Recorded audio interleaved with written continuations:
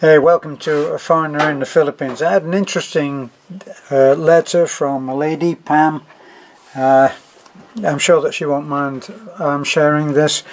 I'll read parts of the letter to you because the first part is very interesting because it touches on something that I'd always believed, but didn't actually know that there was any research on it. So anyway, she says, I have found watching your charity work makes me feel wonderful. I was watching a TED talk the other day and it stated that the act of watching charitable acts has the same neurobiological effect on the brain as actually doing it. It releases oxytocin, the cooperative neurotransmitter. It sounded kind of odd, so I researched the issue and lo and behold, the information was right. So producing your charity works stimulates my compassion, which in turn makes me want to help. So I'm wondering if this physical response, I'm wondering is what drove your channel at least partly to such great success. Well, I always believed that the act of performing a kind act has more than one effect. That it doesn't just have the effect of the giver, it doesn't have just the effect of the receiver. There's a three-way thing that happens. Like, obviously the person who is given something,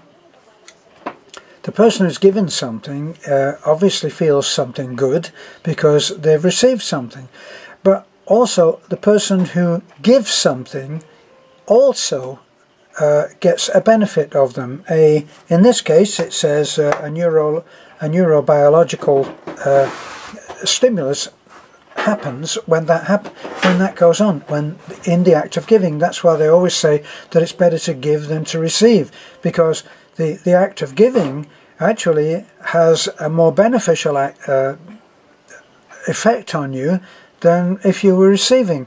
So what does that leave? Well, it leaves that third part of this formula, of a three-way formula, and that is that seeing something done, seeing something performed that is kind, that is beneficial, that is giving, that is charitable, affects the person who is watching. Now, I didn't actually know that it affects them so strongly, although I did always feel that there was a third part to the act of giving. Now, most people know that when you receive something, of course, you get a gift and it feels terrific, because it's an affirmation from the person who gives you the gift that they care about you. And obviously to the extent that they've given some of their time, which I always think is most important, if they've given their time as well as some cost to themselves in a financial way, the time aspect is usually more important than anything else.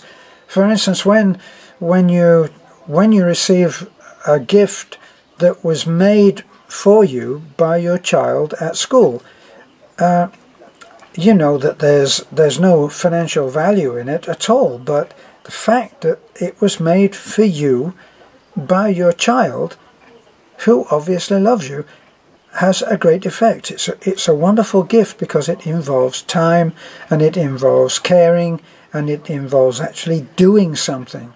So that, of course, is great. And then when you do something for the child, I mean, there's a great benefit when you present a gift to somebody, especially if it's something which they badly need, which is pretty well covered in the kind of things that we've been able to do by being empowered by the people that, when we were able, which we're not able to do at the moment, but when we were empowered by those people to do that thing.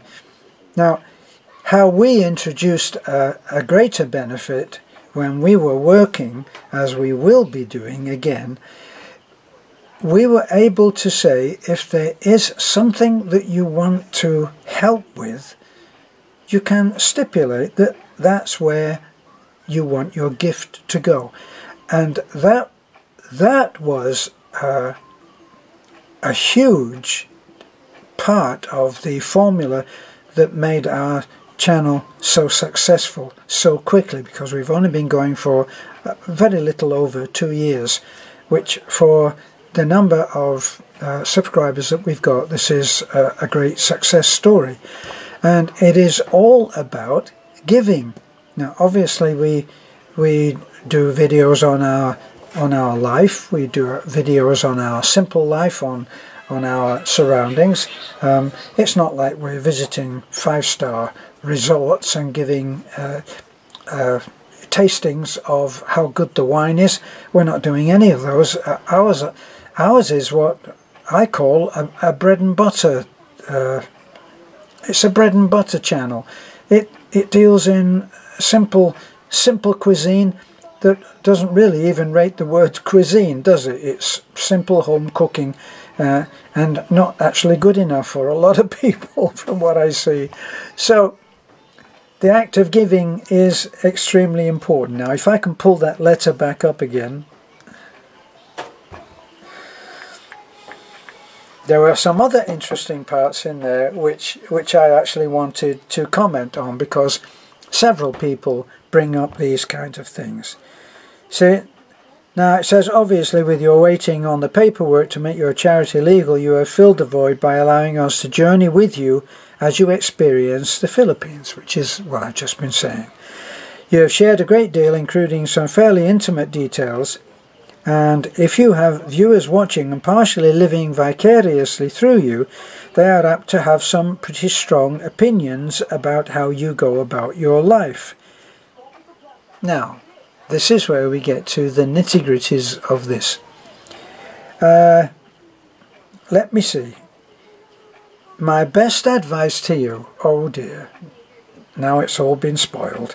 My best advice to you is to try and not take it too seriously. Oh boy, this is such a tall order. Now for the mess. How did it take so long to get here? I have to chime in, of course you do, and say that it makes me so uncomfortable that I find myself skipping and cutting short the videos. Now, that's all on me. Your life, your way. I'm just saying you might be losing viewers because of this.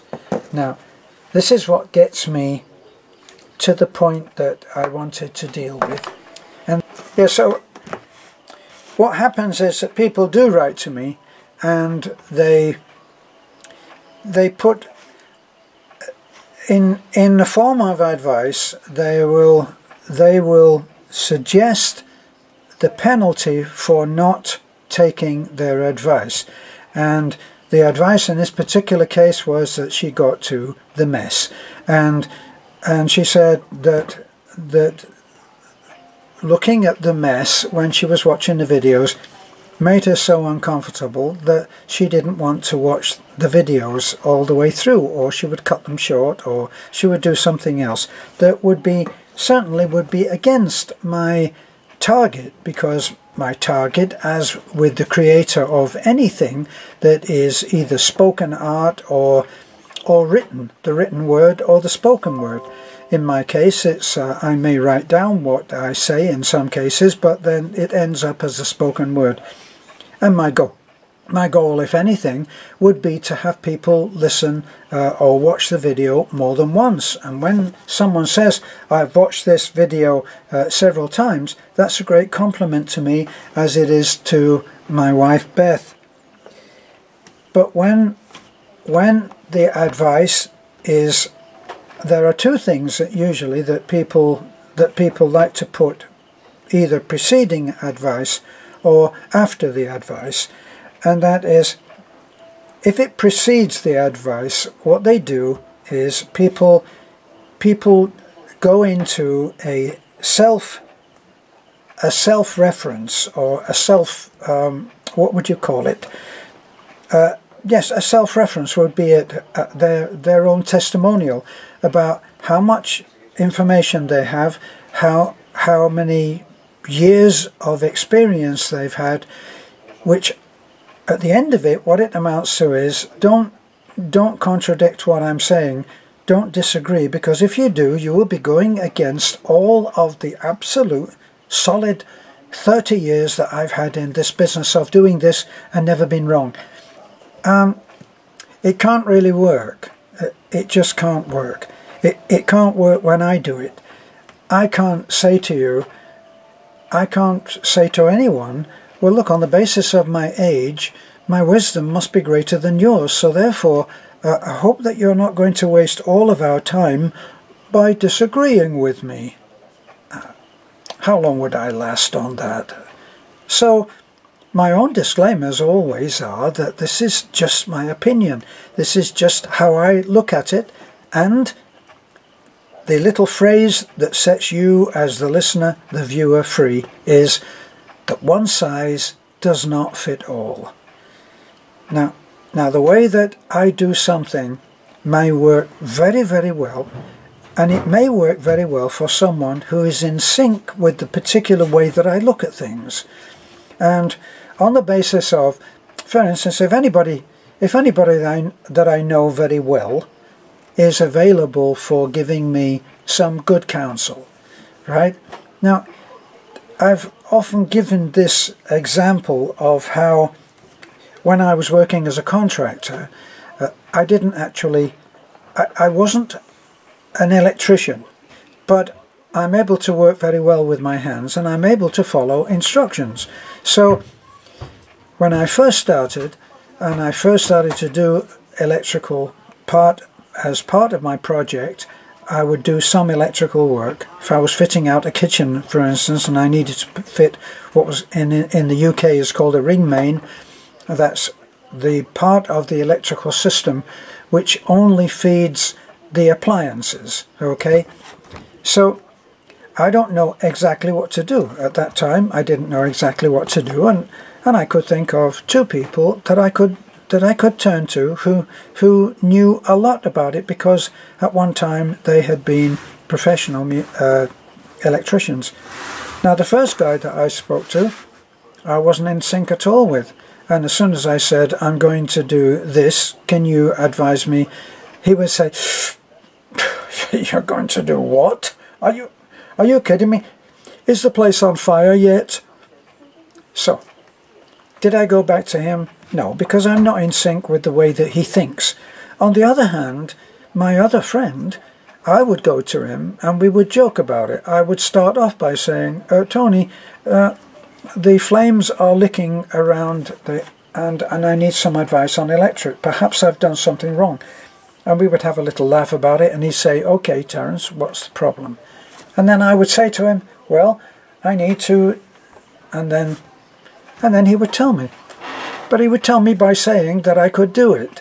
So the advice was something which came from altitude, but did not place me in this inferior position where I didn't know anything.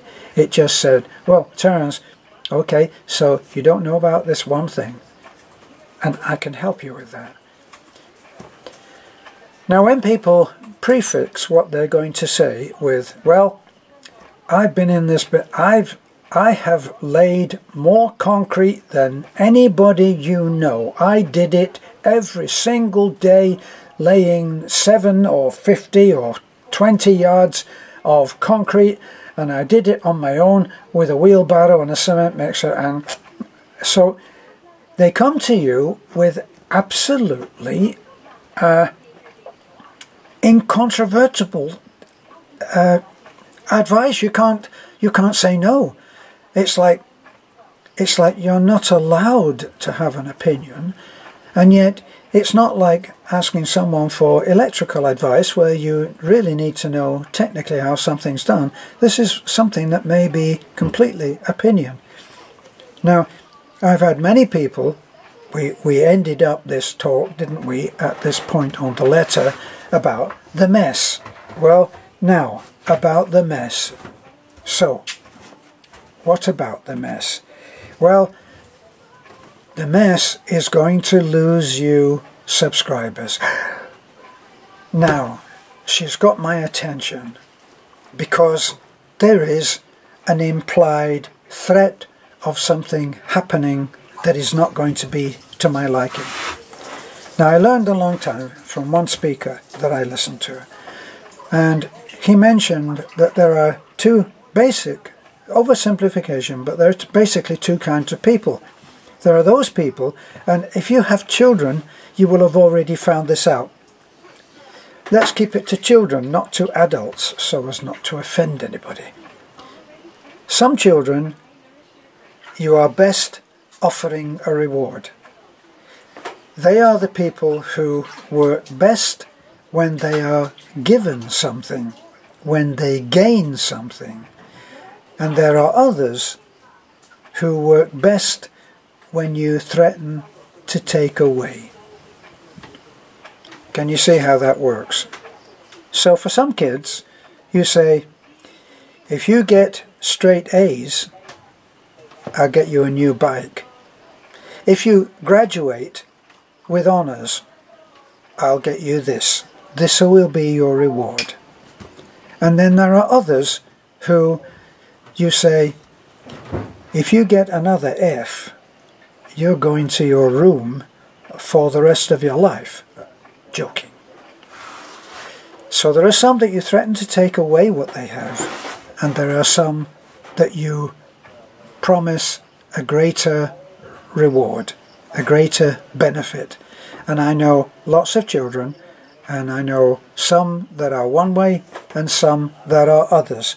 But when people, and this is what I was getting to, when people say, I think if you don't change this, and I've got a lot of experience on this, you're going to lose subscribers.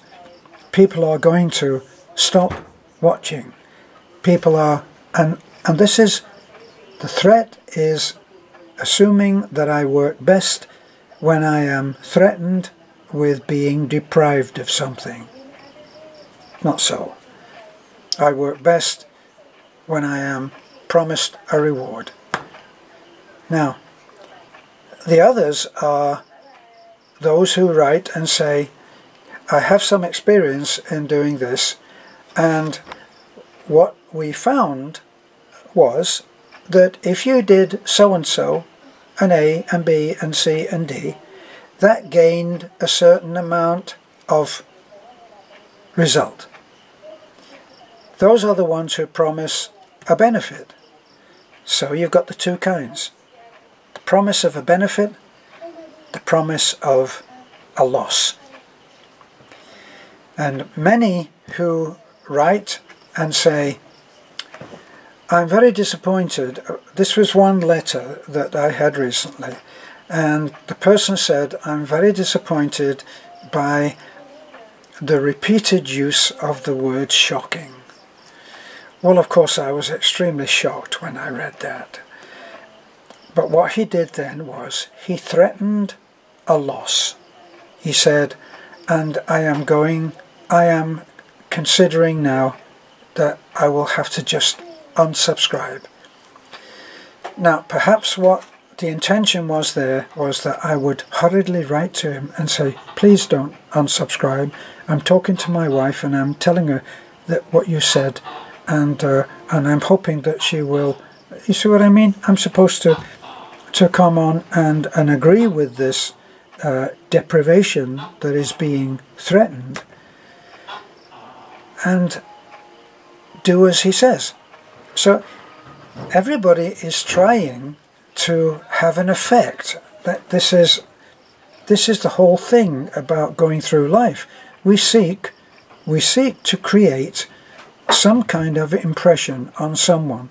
In fact, don't they say that if you can't create a good impression, then rather than create no impression, it's better to create a bad impression.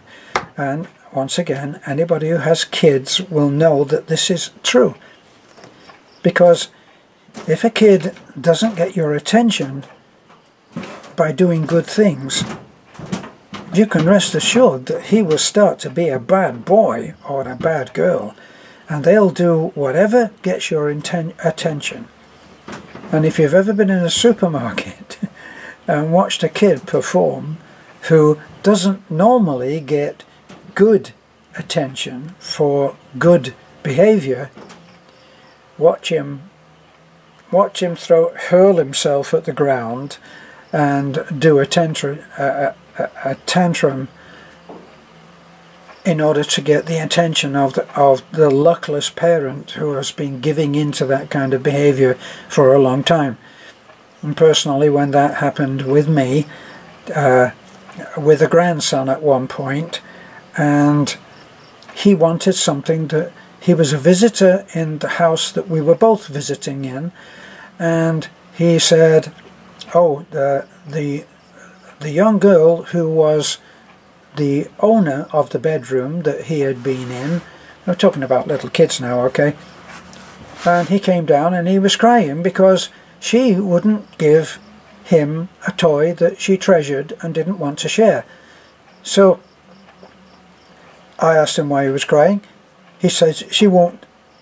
And then she said, well, it's my toy, and I don't, that's one toy that I don't want to share, and I don't want to give it. So he started to do the screaming, and boy, kids, when they ramp up the volume, they can scream. Now obviously this had always got him what he wanted. That's the other thing, is that people do what they think will get them what they want, and they learn this when they're children. And as I say, anybody that's a parent will be nodding their head and saying, oh yeah, because this is the way that it works. If a child screams and throws himself on the floor and people rush up and say, oh darling, here, have the toy, it's okay, you can have it, just stop screaming. Now what does he say? Click, screaming, get what I want. And he stores that in his file for how to succeed. Now, if he throws himself on the floor and everybody looks at him and says, what are you doing that for, you stupid boy? Then he's not going to do that again. Now, this kid obviously had said, well, this works. So, my own particular, whether this works for everybody, and no one size works for everybody, I said to him, look, it's okay if you want to scream at the top of your voice and you want to stand there and do that, but we're going to leave you in the kitchen now. Stay in the kitchen until you've done enough screaming, and then when you're ready, come and join us in the living room. And we left him in there, and he screamed and screamed, and then very quickly he realized, well, oh, wait a minute, nobody's listening. So he stopped, and he came and joined us in the living room. And that's the way that I always handled a screaming kid. Yes, you can scream, it's okay. Now, go in the bathroom, stay in there until you've had enough screaming, and then come out and join us, okay? And don't make a judgment on whether screaming is good or bad. Just say if that's what you want to do, then that's good. And when I visited my daughter, she had two lovely girls, one slightly younger, obviously. One has to be younger than the other unless they're twins. So the young one wanted to do something, and I had been left in the car while my daughter, the mother, had popped into the store, and she hadn't taken the little kid with her, and the little kid started screaming. So I said, is that how loud you can scream? You can scream louder than that, can't you? And she upped the volume. I said, it's quite impressive, but it's not really loud, is it? Can you? Well, I got to admit that I was at the point of giving up with blood running from my ears, but she quit. And then the other one said, can I try? I said, no, you can't. So, back to the letters, as I always end up trying to get back to the letters. And the fact is that if someone is going to unsubscribe it can't be threatened. You just do it. You go and find somewhere where you're more comfortable. That's the thing. And I'll leave you with the idea that that a creative mess is better than a non-creative, orderly thing. So a desk that is absolutely perfectly ordered, but no real work ever gets done, is not as good as a desk with a bit of a mess on it that does a lot of work. And right now we're doing a lot of work on Nanai's house, and it's getting done, and it's a mess which doesn't make sense to me. We had a good clean up today on the area that has been worked in and is finished working in, and all of that area we cleaned up and got orderly.